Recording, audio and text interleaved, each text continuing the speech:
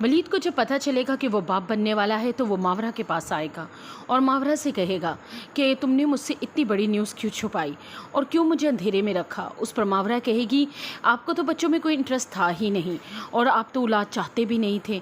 अब ये जो रब ने मुझे दिया है ये सिर्फ मेरी औलाद है और अगर मैं आपको बता देती और मैं जैसे अनचाही थी आप भी मेरे बच्चे को अनचाहा समझ के इग्नोर कर देते तो शायद वो ज़िल्लत में बर्दाश्त ना कर सकते। फिर वलीद मावरा से कहेगा कि मावरा तुम सब कुछ खुद ही अपने जहन से सोच लेती हो और पहले भी तुम घर छोड़कर यहाँ आ गई। मैंने तो तुम्हें जाने के लिए नहीं कहा था ना। और हाँ मेरी गलती है कि मैं अपनी आदत से मजबूर होकर बार बार दुर्रे शहवार की मदद करने चला जाता हूँ। लेकिन तुम लोगों ने मुझे क्या करैक्टर का इतना लूज समझ लिया है कि वो मुझे जैसे कहेगी मैं उसके रंग में रंगता चला जाऊँगा। ऐसा नहीं है, मैं सिर्फ़ और सिर्फ मुश्किल में उसकी हेल्प कर रहा था। उस पर मावरा कहेगी कि वलीद आपको मुझे सफाइयाँ देने की कोई ज़रूरत नहीं है क्योंकि मैं फ़ैसला कर चुकी हूँ कि मैं आपसे अपना रास्ता अलग कर रही हूँ। क्योंकि इससे पहले कि आप दुर्रे शहवार के साथ मिलकर मुझे खुद ही अपनी ज़िंदगी से निकाल कर बाहर फेंक उससे पहले ही मैं अपने आप को आपसे अलग कर लूँगी ताकि मुझे तकलीफ़ कम हो। उस पर वलीद कहेगा कि मावरा मुझे तुमसे ये उम्मीद नहीं, मैं तुम्हें तो बहुत समझदार लड़की समझता था लेकिन मुझे बिल्कुल अंदाज़ा नहीं था कि तुम इतनी बड़ी बेवकूफ़ निकलोगी।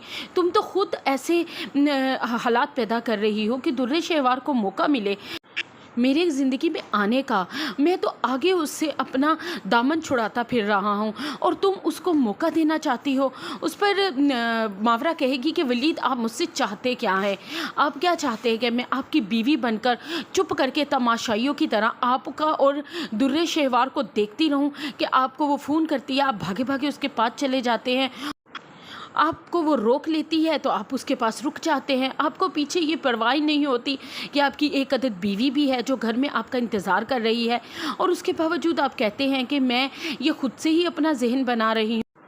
आपने ही दुर्रे शहवार को ढील दी हुई है, वरना अगर आप चाहें तो दुर्रे शहवार कभी उसकी हिम्मत नहीं हो सकती कि वो बार बार आपको कॉल करके अपनी मदद के लिए बुलाए, लेकिन आपने खुद ही उसे सर चढ़ाया हुआ है। उस पर वलीद कहेगा ठीक है मैं तुम्हारी सारी बात समझता हूँ, अब मैं तुमसे रिक्वेस्ट करता हूँ कि पिछली तमाम बातें भूलकर हमें अपनी ज़िंदगी को आगे की तरफ देखना चाहिए क्योंकि मैं फ़ैसला कर चुका हूँ कि मैं अब अपनी पूरी ज़िंदगी तुम्हारे और अपने आने वाली औलाद के साथ गुजारना चाहता हूँ।